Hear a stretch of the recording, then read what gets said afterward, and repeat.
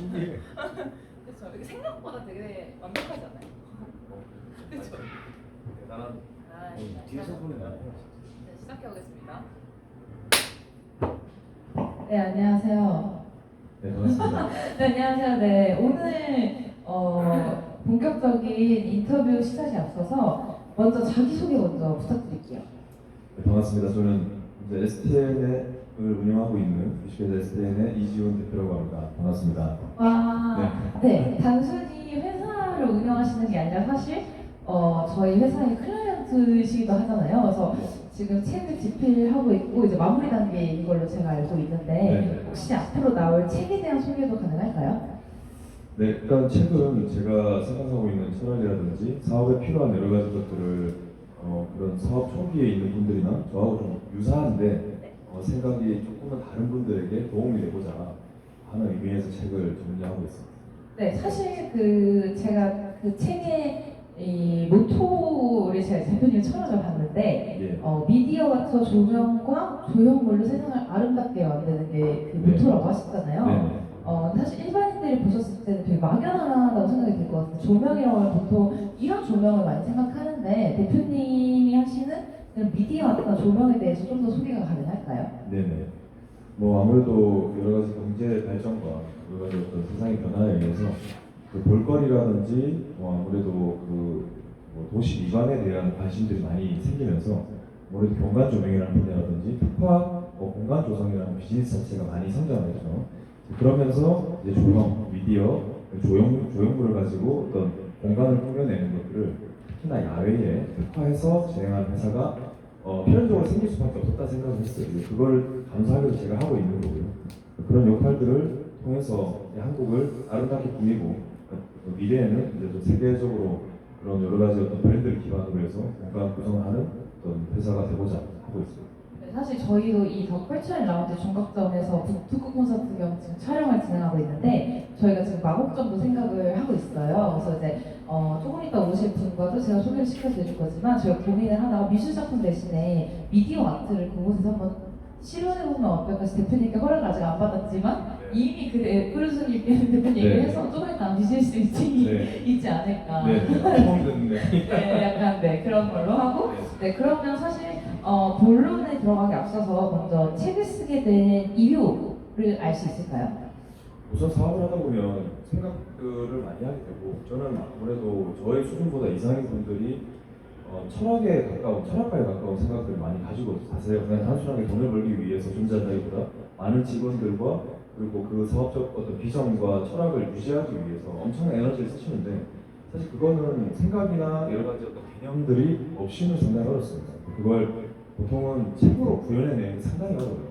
그래서 시간도 제한적이고 아무래도 여러 가지 정리하는 전문 작가들이 아니다 보니까 그걸 구현해내기는 어렵지만 한 분 한 분이 정말 저는 도서관이고 그냥 작가다 저는 생각을 하고 있는데 저는 또 기회가 또 이렇게 와서 도움을 받으면서 책을 쓰고 있는데 그 책을 통해서 저는 저희 직원들뿐만 아니라 저를 만나고 아시는 분들에게 또 성장해서 더 크게 보자면은 저와 또 유사하게 사업하시는 분들에게 저의 생각과 철학이 지금까지 맞았습니다. 물론 그게 사람마다 다르겠지만 그런 개념과 철학을 잘 전수하고 그분들이 그걸 통해서 도움을 받는다면 저도 또한 사업적 어떤 그런 비즈니스 어떤 시장에서의 좀 긍정적인 영향을 줄 수 있지 않을까 하는 생각이 제일 첫 번째였고요. 두 번째는 아무래도 제 생각의 정리의 의미가 좀 컸습니다. 아무래도 책이라는 글로 표현하다 보면 제가 이래저래 좀 왔다 갔다 했던 여러 가지 생각들이 하나의 문장으로 구체화되면서 제 생각이 또 그 문장에 의해 정리가 되면 이게 또 저의 생각을 반영하는 하나의 결과물이 될 수 있기 때문에 그런 의미에서 책을 썼고요. 물론 또 힘든 것도 상당히 많았습니다. 제일 힘든 게 시간이 없어요. 아무래도 원래 하고 있는 삶의 패턴에서 이 글을 잘 쓰는 사람들이 아니다 보니까 그 부분에서는 아무래도 대표님과 또 예한 직원분들의 도움을 받아서 제가 그래도 유용하게 책을 써나가고 있다고 생각합니다. 아, 네. 혹시 오빠 차라리 여기 와서 아예 조금씩 이 주제별로의 클립들을 조금씩 찍어줄 수 있어요? 그냥 바로 인스타에 주제별로 올릴 수 있게? 네, 감사합니다. 네, 그러면 사실 책을 써서 이제 책을 쓰게 된 이유가 사실 이 좋았던 점이랑 같이 얘기해 주셨던 것 같고 네. 힘들었던 점은 사실 시간이 그게 제일 없었다 빼고는 없었나요? 사실 글을 쓰기를 좋아하는 스타일이긴 해요. 네. 저도 글을 쓰고 생각을 정리하는 걸 좋아하는 스타일이다 보니까 네. 물론 모든 대표님들 그렇지는 않겠지만 네. 저는 또 그걸 좋아해서 네. 그거 되게 즐거웠어요. 근데 아무래도 늦은 시간까지 일을 하거나 사람을 만나고 와서 이 글을 정리하고 있으려면 네. 사실 이게 몰입이 잘 안 되는 게 제일 힘들죠. 그리고 또 저는 애기도 키워야 되고 네. 가정을 유지하면서 또 네. 여러 가지 모임을 유지하면서 이런 데 상당히 에너지가 들어가는데 그거에 아무래도 밀릴 수밖에 없는 게 가장 힘들었어요. 글쓰기. 왜냐면 또 다른 분들은 네. 이 책을 내가 쓰면서 오히려 이게 맞는 의견인가? 라고 헷갈려하는 게 힘들다고 하셨던 분도 있고 내가 너무 유명해지면 어떡하지? 아니면 내가 혹시 뭐 과거에 실수한 게 드러나면 이런 걱정을 하시는 분들도 있더라고요. 다행히 저는 네. 다행히 그런 거는 없어요. 네. 그러면 혹시 책을 쓰기 전에 무서웠던 점이나 아니면 책을 쓰기 전에 달라진 생각이 있었는지? 금방 말씀드린 대로 무서운 건 없었고요. 그냥 책을 통해서 대표님께서 말씀하신 대로 명함처럼 사람들에게 의견을 주고 제 생각을 전달할 수 있는 가장 좋은 명함처럼 쓰고 싶었어요. 그거에서는 저는 무서운 건 없었고 제일 좋아진 건 달라진 건 생각이 정리가 되죠. 문장으로 정리가 되다 보니까 그냥 이렇게 저렇게 직원들한테 이야기했던 것도 또는 외부의 다른 사람들에게 이야기했던 것도 용어로 정리가 되는 거죠. 대표적으로 제가 늘 이야기하는 생산적 피해망상이라는 단어가 있는데 이거가 가장 좋은 말인 것 같고요. 그러니까 이렇게 불안정한 시대에는 빠른 성장보다는 차분한 성장 그리고 체계와 시스템을 기반으로 하되 이걸 비전을 중심으로 삼아서 가는 가장 중요한데 이거를 위해서는 대표가 가져야 될 마인드는 공격적 성장이 아니라 생산적 피해망상. 이 단어가 결국에는 생산적인 피해망상인 거죠. 빌 게이츠나 이건 회장도 이런 부분에서 상당히 강했다고 들었어요. 늘 불안해하고 대한민국 1등을 할 때도 우리는 언제든지 망할 수 있다는 불안감. 이런 긍정적 불안감이 결국에는 최악의 시나리오까지 준비하게 되니까 이런 용어로 정리가 되는데 예전에는 그냥 그저 준비하자 이게 용어가 정리가 안 되는 거죠. 그러니까 이런 다른 책들을 통해서 공부도 하고 여러 가지 어떤 데이터를 얻을 때 이런 용어들을 많이 알게 됐어요. 지금 썼던 용어는 다른 책에 있는 거고요. 제가 쓰는 용어는 이제 긍정적인 부정적 피로라는 용어로 저만의 단어가 있는데 이게 결국 생각들이 비슷하더라고요. 용어가 이런저런 책에 있는데 그런 것들이 정리가 되는 게 가장 큰 도움이죠. 네, 마이크를. 네, 그러면은 사실 제가 듣기로는 이제 매출액이 계속 높아지고 있잖아요. 그렇게 좀 몇백억 규모의 매출을 만든 과정을 간단하게 알 수 있을까요? 아무래도 한 번에 그렇게 되진 않고요. 쭉 진행하면서 하나 사업적인 성장을 했는데 가장 중요한 게 이 종적 성장과 획적 성장의 개념이에요. 이게 무슨 의미냐면 사업을 하다 보면 니치마켓 즉 어떻게 보면 레드오션에서의 먹거리가 분명히 있는데 먹을 아무래도 좀 먹거리가 작을 경우가 있죠. 아무래도 시장이 작으면. 근데 그런 경우에는 빠르게 이제 횡적인 이동을 해야 돼요. 그러면서 상품이나 이런 것들을 더 만들어내면서 숫자 자체를 키우는 매출의 역할도 필요하고요. 그리고 하나하나의 어떤 성장을 유도할 수 있는 종적 성장도 되게 중요해요. 종이라는 건 결국 그 사업의 깊이를 더 깊게 만드는 거고.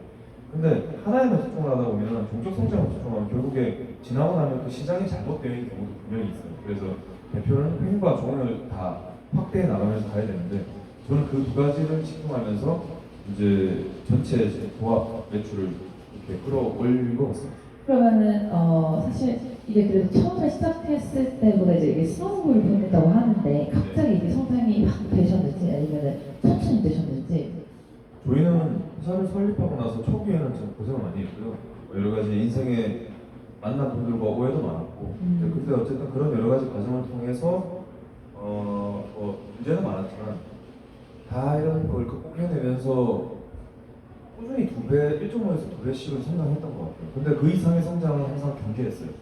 너무 빠른 성장은 항상 소년 등재라는 자전성어가 맞는지 모르겠지만 빠른 성장만큼 위험한 게 없다고 생각하기 때문에 오히려 늘리면서 한 1.5에서 2배 정도 성장을 유지해왔다고 보시면 되겠습니다. 그럼 이 네. 어쨌든 좀 규모 있는 매출에 약간 대부분은 뭐 예를 들면 국가의 프로젝트를 딴다든지 아니면은 뭐 어떤 방법을 통해서 그러니까 예를 들면 2030 창업하는 사람들이 그러니까 먼 얘기 같거든요. 사실 몇백억 규모의 매출을 만든다는 게. 근데 저도 대표님처럼 몇백억 매출을 만들고 싶습니다. 라고 말하면 이 노하우 같은 게 있을까요? 영업 노하우나. 네.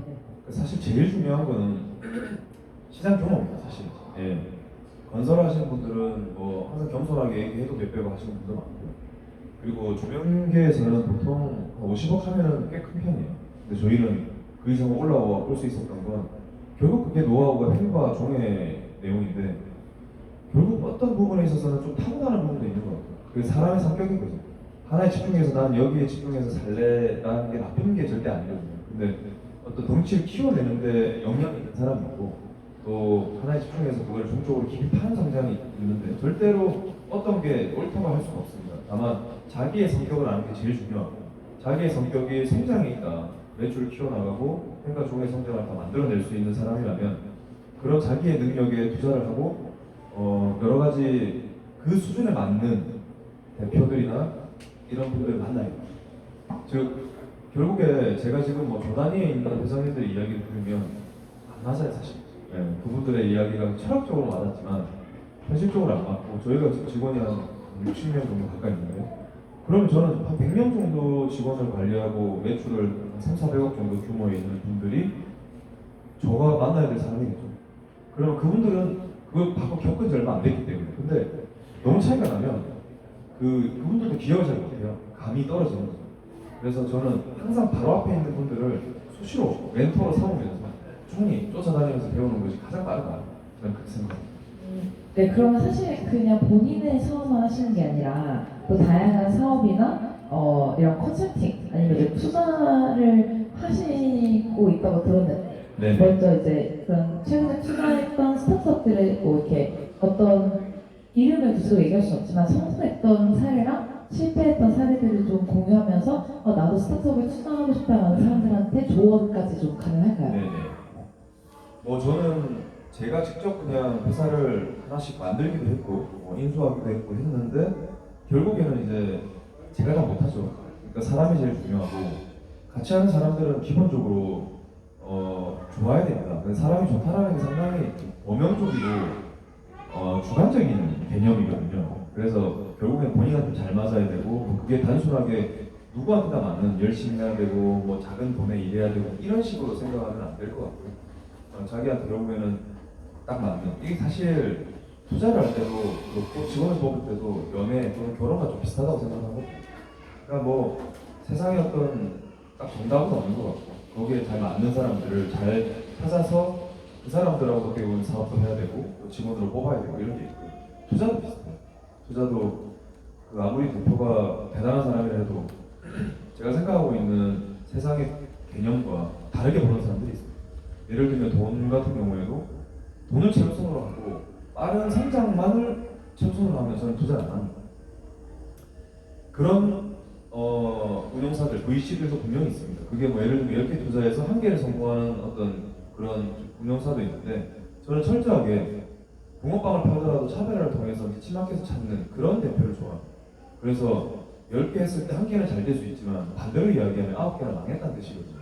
그러니까 많은 회사들은 여러 가지 어떤 경험을 통해서 이번에 잘 배웠다, 다음에 또 하자 이럴 수 있지만, 그게 사실 시장이거든요. 현재 있는 VC 시장, 스타트업 투자 자체가 그렇게 형성되어 있다 보니까 사실 그걸 비난할 수도 없고 문제라고 얘기할 수 없습니다. 그러나 제가 생각할 때 우리 젊은 친구들이 조금 스텝 바이 스텝으로 갈 수 있어야 된다 생각하고, 저는 그런 사업의 어떤 좀 안정성을 최우선으로 하는 그런 대표들한테 투자를 많이 합니다.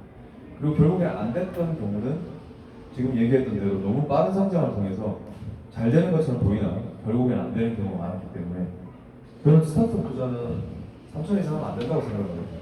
그리고 투자 시장이 열리면서 개인 투자 조합이라든지 이런 걸 통해서 법적 보호 아래에서 특히나 훌륭한 회사들은 그 벤처 투자 촉진 법에 따라서 세금 환급, 그러니까 환급금입니다. 소득적 공제와 세금 공제가 있는데요. 이 소득공제, 즉 환급금에 이 혜택이 있는 아주 좋은 스타트업들이 있습니다. 벤처 투자가 있고 뭐 3년 내에 있고 이런 여러 가지 조건이 있는데 그런 회사에 반드시 투자해야 돼요. 일석삼조, 일석사조죠. 그래서 그런 회사들을 통해서 투자하게 되면 이게 그냥 일반 주식보다는 당연히 위험하겠지만 그럼에도 사회적인 참여와 동시에 수익적 이익도 가져갈 수 있다 이렇게 볼 수 있겠습니다. 네, 그러면은 약간 저희가 파트 1의 영상은 잠깐 끊고 갈 거고 이 다음 영상 때는 이제 이 실질적 예시라고 할 수 있는 일을 베트남 커머스의 태니아 대표님과 함께 시작하도록 하겠습니다. 그럼 5분 정도 쉬고 시작하겠습니다. 안녕.